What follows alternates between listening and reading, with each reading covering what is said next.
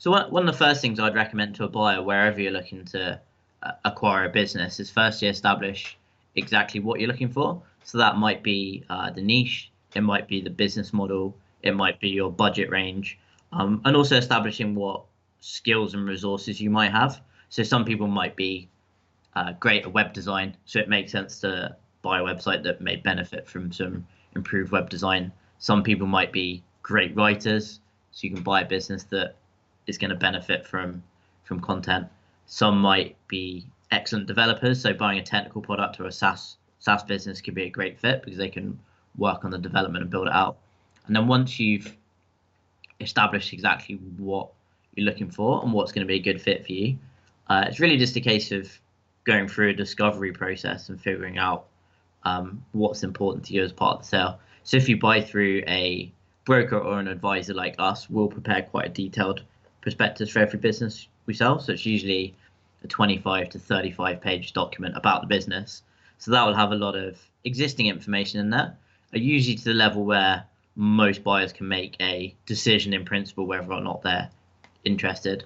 From there, it really depends on what you're trying to do with the business. But I would look at things like, if you're looking at a content-based business that relies on SEO, then you might want to look at the quality of the content, where that content's coming from, whether they're writing it themselves and they're going to need replacing, or whether they have a team of writers already in place that you can take over.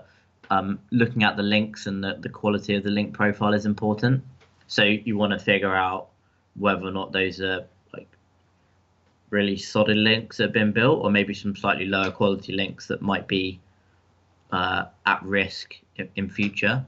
And also establishing where exactly those links have come from. Have they come from other sites that website owner might have themselves, or like their friend sites, or maybe they have some sort of like weekly column on an established like news site in the industry, and they're sending traffic to their own website. So you need to figure out if you can replace that.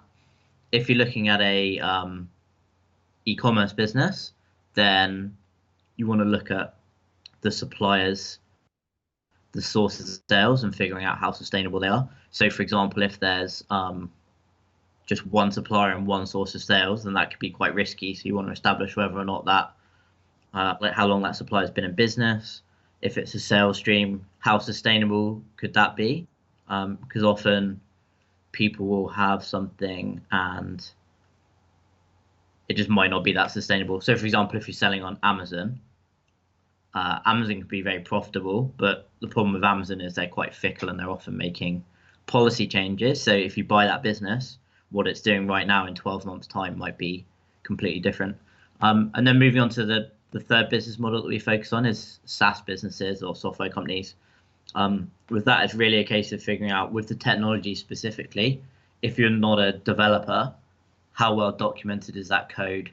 Is there an existing developer in place who can like run that business and work on it for you? Or are you going to need to bring someone in, and what's the learning curve and cost going to be like to replace that person?